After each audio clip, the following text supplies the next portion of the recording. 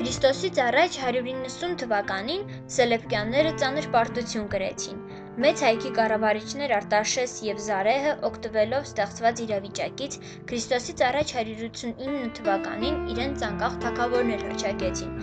Այդ քայլը խրախուսվեց Հռոմի կողմից և կարճ ժամանակահատվածում Փոքր Հայքը և Կոմագենեի հայկական թագավորությունները անկախությունները վերականգնեցին։ Մեծ Հայքում հաստատվեց մի նոր արքայատոհ, որի հիմնադիրը դարձավ Արտաշես Ան։ Նա կառավարել է Քրիստոսից առաջ 189-ից 160 թվականներին։ Հայոց պատմության նշանավոր գործիչներից է։ Անջնջելի հետք ու աշխատանք է թողել մեր պատմության մեջ։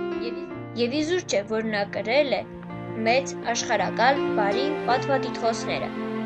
Արտաշես Այի օրոք վերամիավորվեցին զավթված հողերը՝ Ծոփքը, Կոմագենեն և Փոքր Հայքը։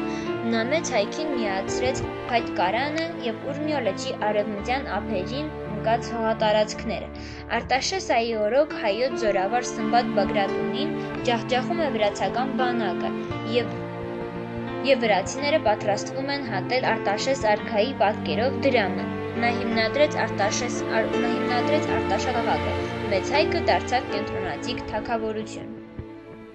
Արտաշես Այից հետո Քրիստոսից առաջ 95 թվականից 55 թվականները Մեծ Հայքում գահ բարձրացավ Տիգրան Բն, ապագա Տիգրան Մեծը։ Նա շարունակեց Արտաշես Այի անավարտ թողած գործը, իր իշխանությանը միացնելով հայկական բոլոր հողերը, բացառությամբ Փոքր Հայքի, որը մինչ այդ միացվել էր Պոնտոսին։ Ունենալով հեռատես քաղաքականություն, դաշինք կնքեց Պոնտոսի թագավոր Միհրդատ Զ. Եվպատորի հետ, ապահովելով թիկունքը, և այսպիսով Տիգրան Մեծի սահմանները և դրա հետ միասին նրա ազդեցության տակ գտնվող երկրները միասին կազմում էին 3 միլիոն քառակուսի կիլոմետր տարածք։ Քրիստոսից առաջ 66 թվականին Արտաշատում կնքված պայմանագրով նա հրաժարվեց իր նվաճումներից, սակայն պահպանեց Մեծ Հայքի տարածքները և անկախությունը։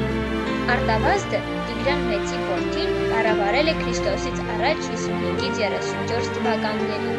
Արտավազդի ձերբակալությունից հետո Մեծ Հայքի թագավորությունը վերածվեց կռվախնձորի, Հռոմի և Պարթևական թագավորության միջև։ Այդ երկու տերությունների մրցակցության զոհը դարձավ Արտավազդ Բն, իսկ Արտաշես Բ-ից հետո թագավորությունը գնալով թուլացավ։